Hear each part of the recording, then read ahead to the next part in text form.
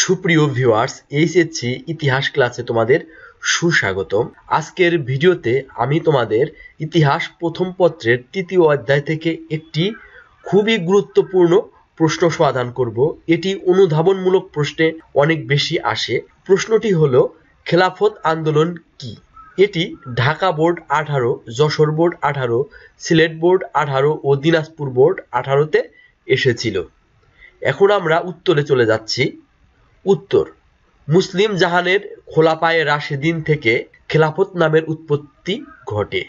এই লাইনে কিভাবে খেলাফত নামটি আসলো তা বর্ণনা করা হয়েছে। বলেছে, খেলাফত জাহানের খলিফায়ে রাশেদিন থেকে খেলাফত নামের উৎপত্তি ঘটে। খলিফার শাসন সম্পর্কীয় ক্ষমতার বিস্তৃতি খেলাফত। তৎকালীন সময়ে তুরস্কের সুলতান খলিফা পদ লাভ করায় ভারতীয় মুসলমানেরা তুরস্কের প্রতি শ্রদ্ধাশীল ছিল। 1918 সালে প্রথম বিশ্বযুদ্ধ শেষ হলে ব্রিটিশরা তুরস্কের খেলাফতকে ভেঙে দেয়। ভারতীয় মুসলমানেরা তুরস্কের সেই খেলাফতকে রক্ষার্থে যে আন্দোলন পরিচালনা করেছিল তাকে খেলাফত আন্দোলন বলে।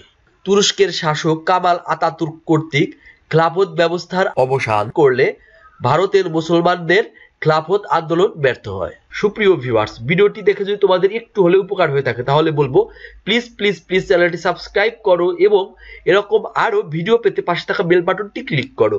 ভিডিওটি দেখার জন্য তোমাদের অনেক অনেক ধন্যবাদ।